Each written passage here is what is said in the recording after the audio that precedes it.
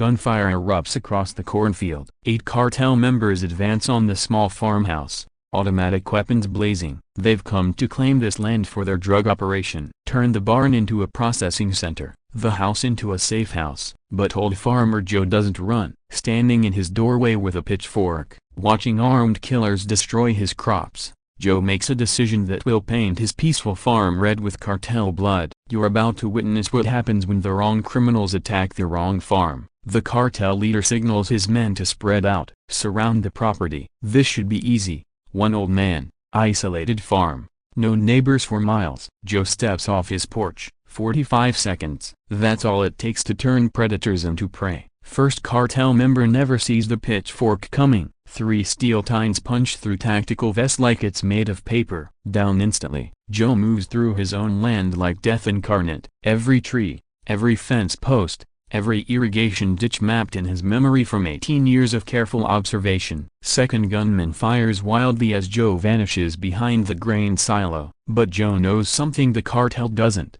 He built this farm to be a fortress. Underground tunnel. Vietnam-era design. Joe emerges behind enemy lines with a machete that's cleared more than corn stalks. One's wing. Clean decapitation. Third and fourth cartel members realize they're not fighting a farmer anymore. They're being hunted by something far more dangerous. Joe melts back into the shadows of his barn, using every piece of farm equipment as tactical advantage. Hay bales become cover, fence posts become spears. Even his old tractor becomes a weapon of war. Fifth cartel member tries to flank around the chicken coop. Joe's waiting with a cattle prod modified for human targets.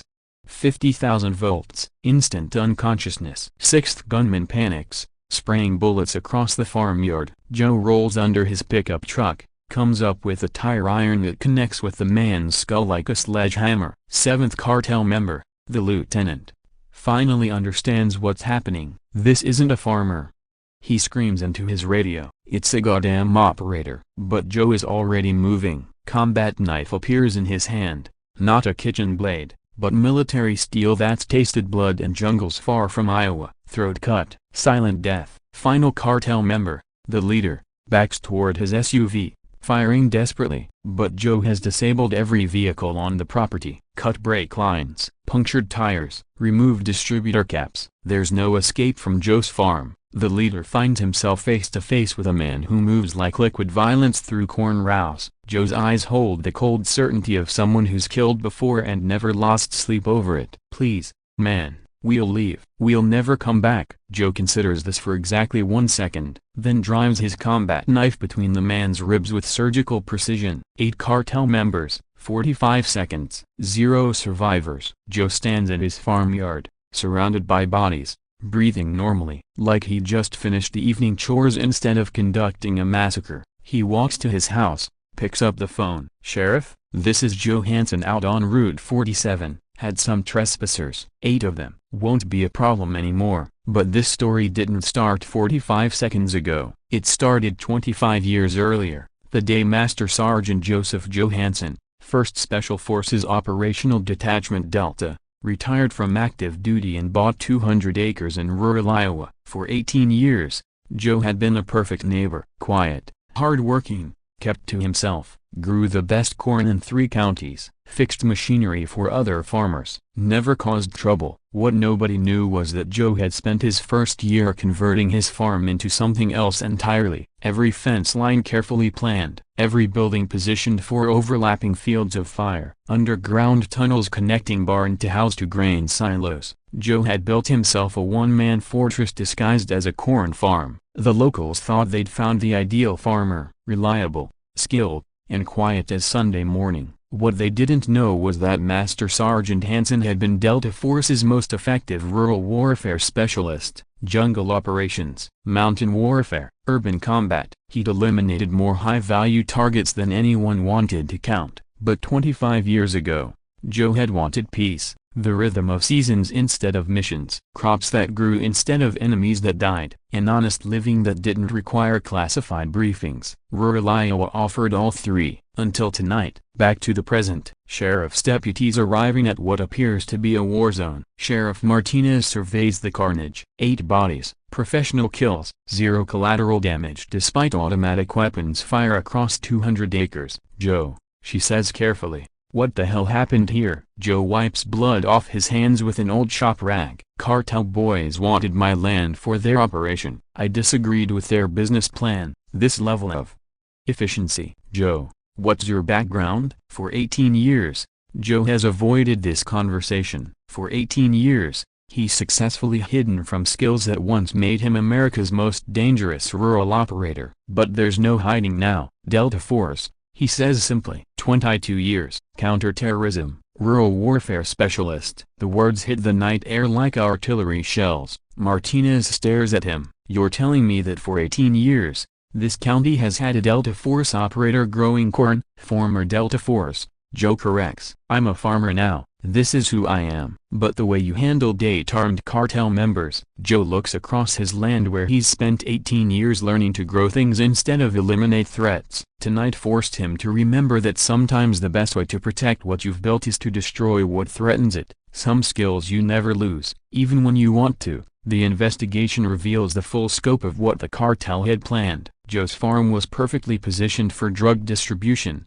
isolated but accessible, with buildings that could hide massive operations. They'd researched the property owner, found an old farmer living alone. Easy target. They had no idea they'd selected the home of someone who'd spent 22 years perfecting the art of rural warfare. Detective Williams from the state police arrives to interview Joe. She examines the kill pattern with growing amazement. These aren't lucky shots, Joe. This is tactical precision, professional elimination techniques. I defended my property using necessary force. This goes beyond self-defense. This is military-level rural warfare. Joe feeds his chickens, which somehow survived the firefight unharmed. In Delta, we learned that the best operations are the ones that look like something else. Tonight looked like a farmer defending his land. That's all it was. But word spreads through law enforcement channels. Other agencies arrive.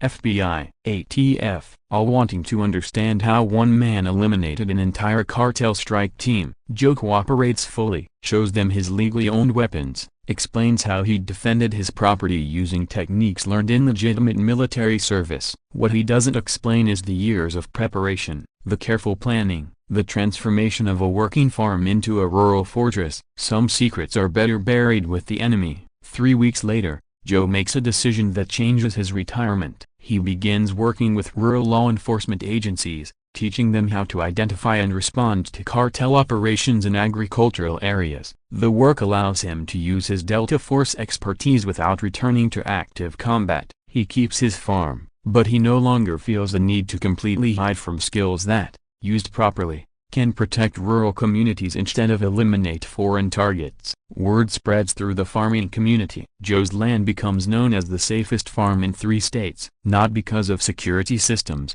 but because everyone knows what happened to the last people who threatened it. The cartel that sent the strike team receives a message: stay out of Iowa. The corn farmer who killed 8 of their men isn't just a farmer. Joe never advertises his military background, never seeks recognition for his specialized knowledge, but he no longer pretends that 18 years of farming erased 22 years of rural warfare training, because tonight proved that the 2 skill sets aren't opposites, they're complementary. The patience that grows crops can also plan perfect ambushes. The knowledge that nurtures life can also end threats to that life. The ghost farmer of Route 47 revealed himself to be something far more substantial than anyone imagined. A guardian who'd been hiding in plain sight, protecting his slice of America one season at a time. Local news picks up the story. Farmer stops cartel invasion, but Joe declines all interviews. He's not interested in fame. He's interested in the next harvest, the next season, the next opportunity to serve his community through honest work and,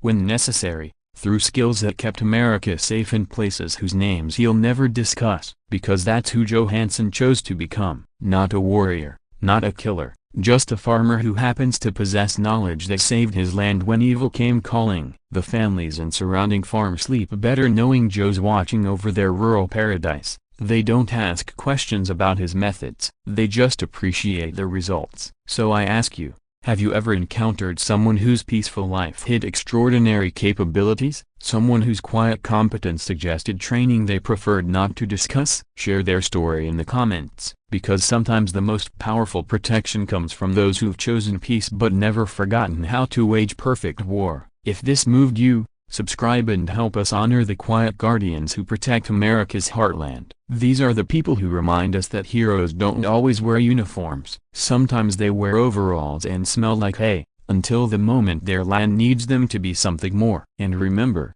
the next time you drive past a quiet farm where the owner seems too calm, too aware, too prepared for trouble, you might be looking at someone whose service record includes operations in places you'll never read about, but who chose to serve his community by feeding it, one harvest at a time.